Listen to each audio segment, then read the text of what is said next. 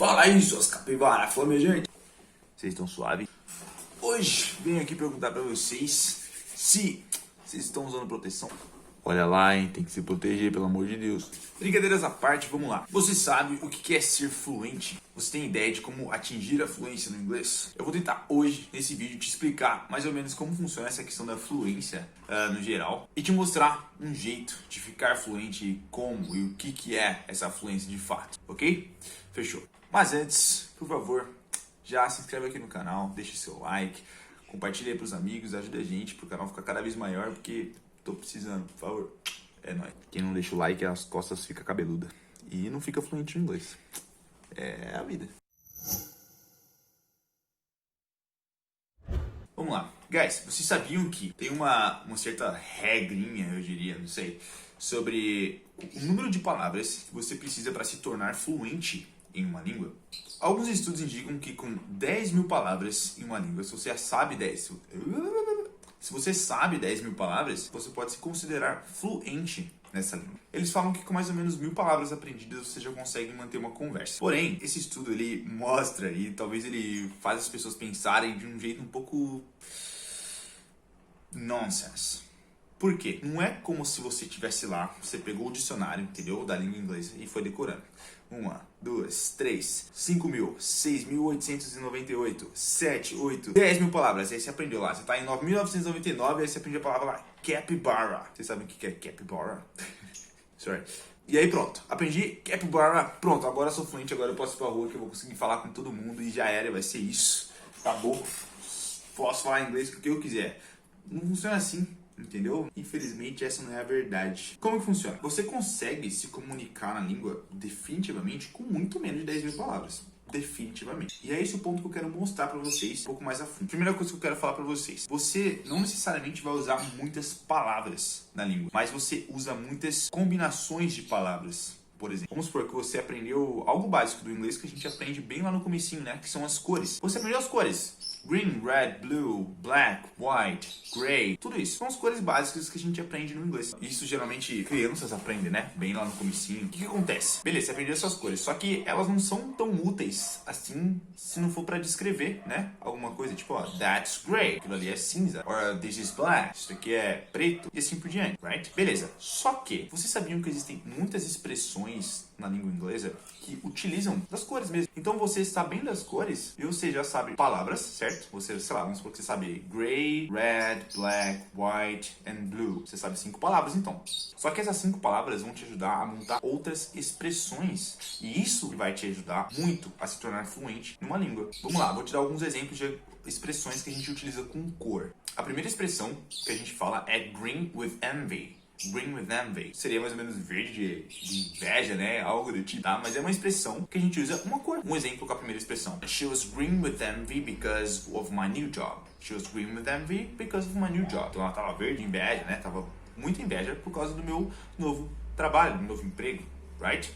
Uma expressão que a gente está usando uma cor e não tem nada a ver com a cor, né? Necessariamente. O foco não é a cor, é assim que ela estava com inveja, right? Segunda expressão, caught red-handed. O que significa essa expressão? É quando você é pego, meio que em flagrante, né? Fazendo algo ali que você não deveria. Por exemplo, I was caught red-handed stealing food. Eu fui pego em flagrante, né? Fui pego ali roubando comida. Exemplinho estranho talvez, mas... é isso. Próxima expressão, black sheep. Black sheep to be the black sheep of the family, for example. Ser a ovelha negra da família, né? Ser aquela pessoa bem diferentona, assim, que destoa dos demais, right?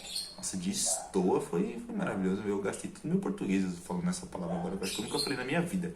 Mas tudo bem. A gente tem uma outra expressão também que é to come out of the blue. To come out of the blue. O que é isso? Se você fosse traduzir isso ao pé da letra, né? Seria tipo fora do azul, algo do tipo, que não tem nada a ver. Mas é quando algo acontece do nada, ou aparece do nada. Por exemplo, my dog came out of the blue. Meu cachorro apareceu do nada. Eu tava aqui, tranquilo, e ele só apareceu aqui, sabe? Saiu debaixo de algum lugar, atrás de algum móvel, algo do tipo. Out of the blue. Então vamos lá. Vocês perceberam que a gente tem 5 palavras muito básicas, que eram as cores. Só que com essas palavras a gente conseguiu montar várias outras expressões que não tinha nada a ver com essas palavras. E é mais ou menos isso que eu quero que vocês entendam. Vocês não vão necessariamente utilizar muitas palavras, mas vocês vão utilizar várias combinações dessas mesmas palavras para falar coisas diferentes. Beleza, mas dito tudo isso, vocês sabendo mais ou menos como funciona essa questão das palavras e tudo mais, como que a gente se torna fluente no inglês? Como? My secret.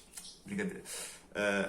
Provavelmente vocês têm algum amigo que sempre fala, eu consigo entender muito bem inglês, ou eu consigo ler, né? Quando eu leio eu entendo super bem, mas quando alguém fala comigo, já era. Me perco, eu não consigo responder, travo, parece que eu não falo nem português direito. O que acontece? A gente tem 3 fluências meio que principais, assim. Como que elas funcionam? A fluência do nosso listening, a habilidade da gente conseguir escutar e entender o que a pessoa está falando, o que alguém está falando. A fluência do nosso reading, a gente ler e entender o que a gente está lendo. E é a fluência do nosso speaking, a gente ser fluente o suficiente para falar, para conseguir ter uma conversa ali sem ficar e travando muito. Uma conversa normal. Tem uma questão interessante sobre essas fluências que é o seguinte, eu acho que eu já falei isso em alguns vídeos passados meus, mas a gente tem o vocabulário ativo e o vocabulário passivo. Bem simples, o vocabulário ativo é aquele que a gente utiliza de fato, aquele que a gente fala, né, que a gente conversa com as pessoas, aquelas palavras que a gente usa para conversar com as pessoas no nosso dia a dia. O vocabulário passivo são aquelas palavras que a gente sabe, mas a gente não necessariamente usa elas, tá? Elas só que a gente conhece. Se alguém falar para você, você não vai ficar tipo, o que é isso? Não, você vai entender, normal, só que você não necessariamente utiliza aquela palavra. Esse é o seu vocabulário passivo. Observação, o vocabulário passivo é muito maior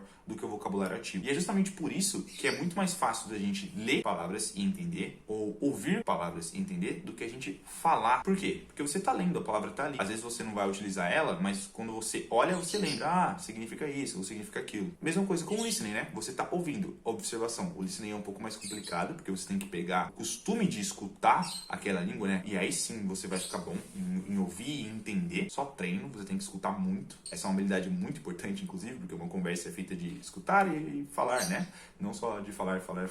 Então, beleza. Então, acho que a primeira fluência aí que a gente consegue atingir mais fácil é a da leitura. Depois, a do listening, que demora um pouco mais para você conseguir entender. E aí, depois, a do speaking. Por que vai ser a última? Porque essa é meio que uma junção de duas, né? Tanto do listening quanto a da fala mesmo, a do speaking. Só que o que acontece? Qual que é o problema dessa última, do speaking? Não dá pra ser fluente em falar sem falar, certo? Não tem... Entendeu? Não tem muito sentido. Você tem que conversar com pessoas, com estrangeiros ou sei lá o que, pra você ficar cada vez melhor, esculpir essa habilidade. Não tem como. Você, vamos supor que você estudou inglês 10 anos, só que você nunca conversou com alguém em inglês. Você só escutou, leu. Na hora que você conversar a primeira vez, vai parecer que você não fala inglês, porque você não treinou essa sua habilidade. Você tem que treinar ela. Cada dia mais. Conversar com pessoas ativamente. Não dá pra ficar bom em conversa sem conversar.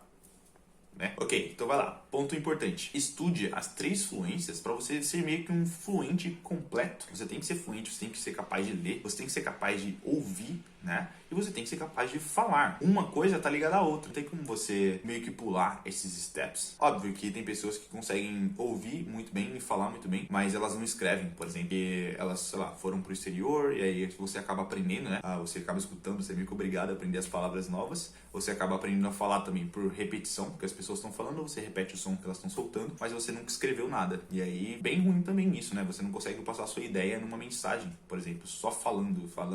Então, estude as 3 para que você seja completo nessas 3 habilidades. Uma coisa muito importante é vocês entenderem que você é fluente, só que você é fluente naquela determinada situação.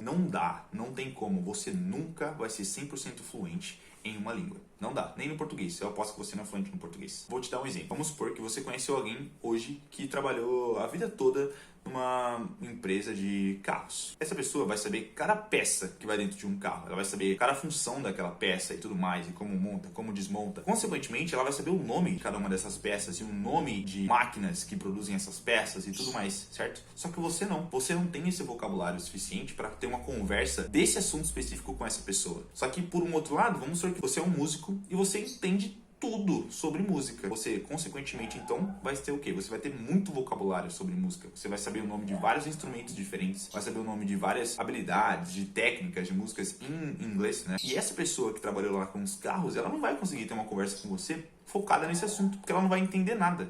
Nada. Isso significa que vocês não são fluentes? Óbvio que não. Ser fluente é ser capaz de ter uma conversa e utilizar as palavras que você já sabe para aprender novas palavras. Eu acho que essa é a verdadeira fluência. Por quê? Você concorda comigo que se você já tem palavras suficientes para aprender novas palavras, é só você aprender novas palavras?